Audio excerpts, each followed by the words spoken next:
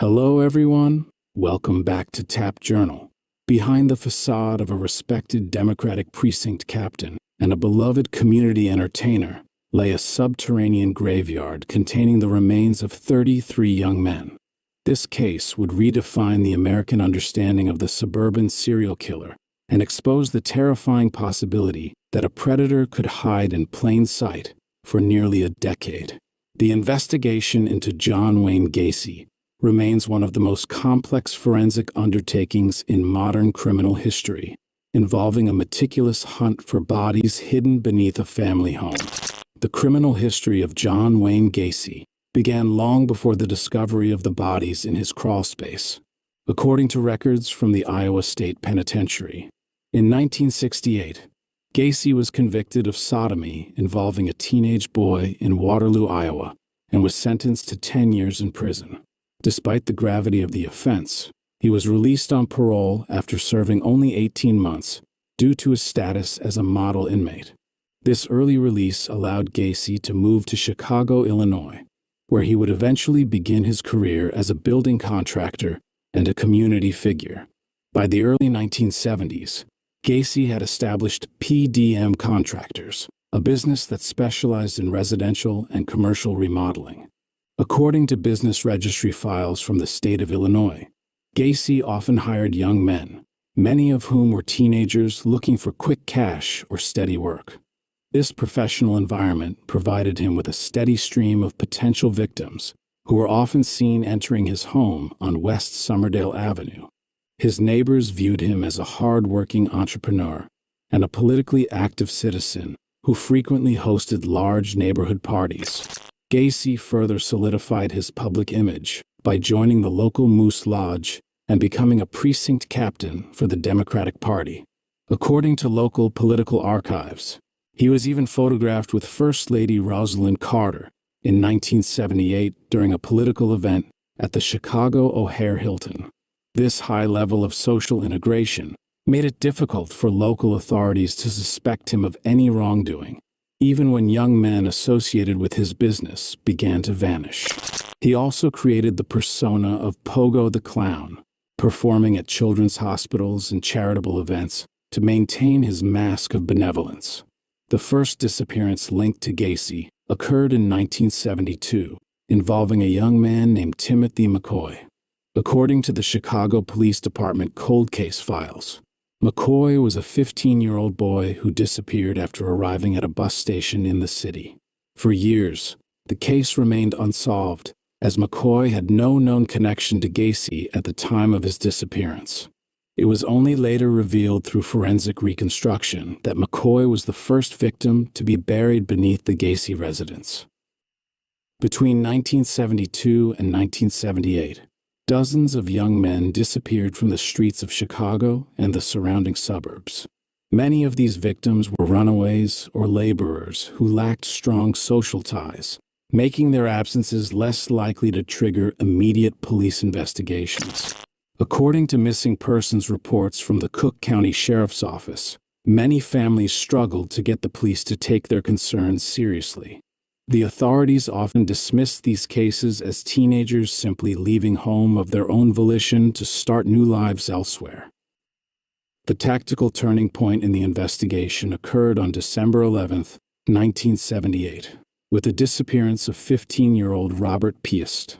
Piest was a high school student working at a pharmacy in Des Plaines, where Gacy had been discussing a potential construction project. According to the Des Plaines Police Department investigative logs, Piest told his mother he was going to talk to a contractor about a job and never returned. This specific connection to a known individual provided the police with a concrete lead that they had previously lacked in other disappearance cases. Lieutenant Joseph Kozenczak of the Des Plaines Police Department spearheaded the investigation into Gacy following the report of Piest's disappearance. According to police surveillance logs, officers began a 24-hour watch on Gacy's residence to monitor his movements and contacts. Gacy initially attempted to charm the officers, even inviting them into his home for coffee while maintaining his innocence. However, the investigators noted his increasingly erratic behavior and his attempts to lead them on high-speed chases through the city streets. A search warrant was executed on Gacy's home on December 13, 1978, yielding several pieces of incriminating evidence. According to the evidence manifest from the Cook County clerk, investigators found rings belonging to a missing youth and several pairs of handcuffs. They also discovered a pharmacy receipt from the store where Robert Piest worked, confirming that Gacy had been there on the night of the disappearance. Despite these findings, Gacy was not yet arrested, as the police needed more definitive proof of a violent crime. During the search, officers noted a distinct and foul odor emanating from the floorboards of the house. According to the forensic report filed by the Des Plaines investigators, Gacy claimed the smell was caused by a backup in the sewage system or moisture in the crawl space. The smell was so pervasive that officers had to wear masks while conducting their search of the premises.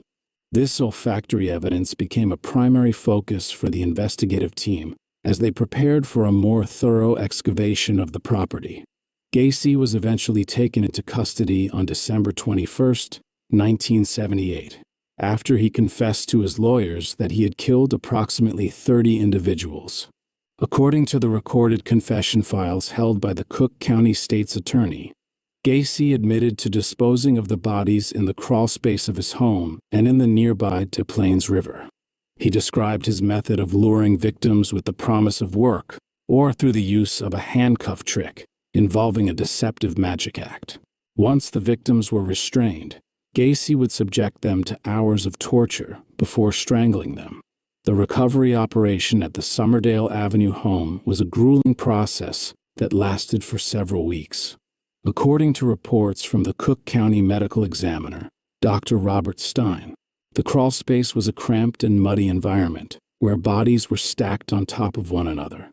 Forensic anthropologists were brought in to meticulously remove the remains and attempt to identify them using dental records and skeletal analysis.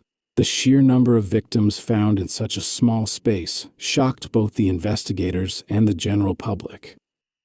29 bodies were recovered from the property itself, with most located in the crawl space and others buried under the garage or the driveway. According to the tactical site map created by the forensic team, Gacy had systematically organized the burials to maximize the available space. 4 additional bodies were recovered from the Des Plaines River, as Gacy had run out of room in his crawl space and began dumping remains over a bridge. These victims included Robert Piest, whose body was found months later downstream from the initial search site. The trial of John Wayne Gacy began in February 1980 and was one of the most publicized legal proceedings in U.S. history.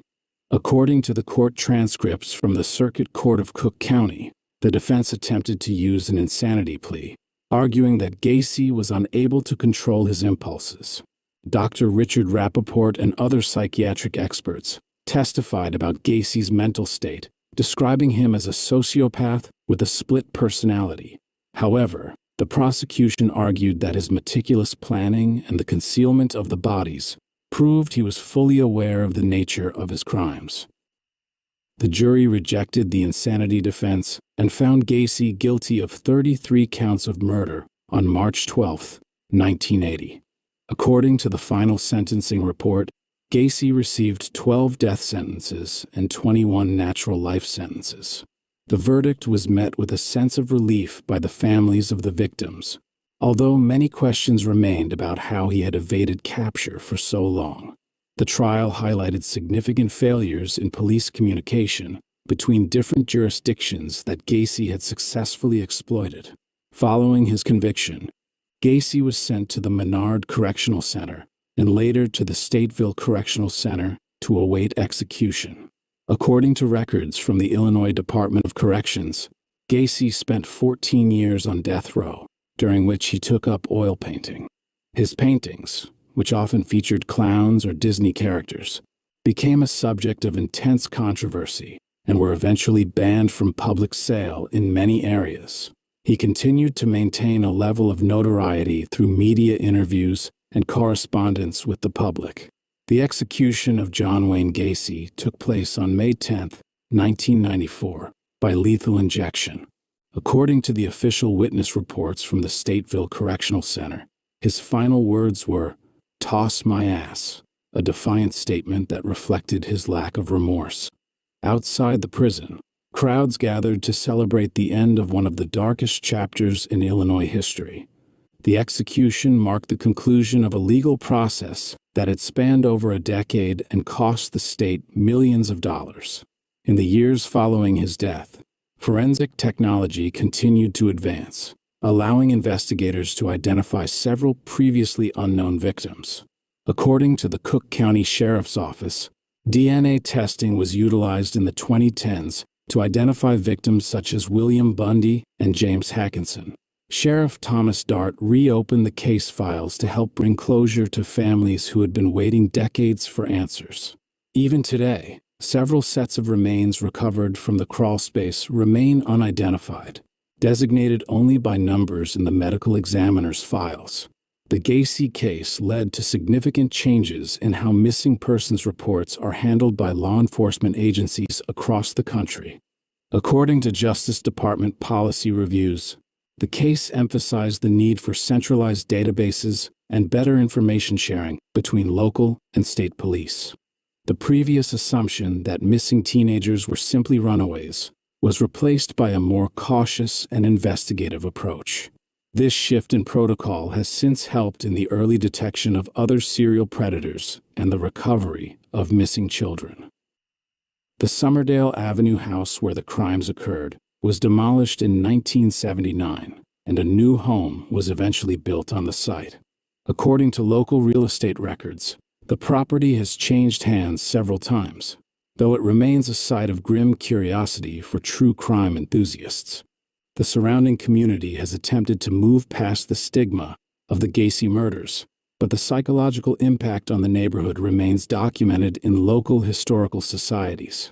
The case serves as a permanent reminder of the dangers that can exist within the most mundane suburban environments. John Wayne Gacy remains a central figure in the study of criminal psychology and forensic science. According to the FBI Behavioral Science Unit, his ability to compartmentalize his violent urges while maintaining a successful public life is a classic example of a disorganized yet socially competent serial killer.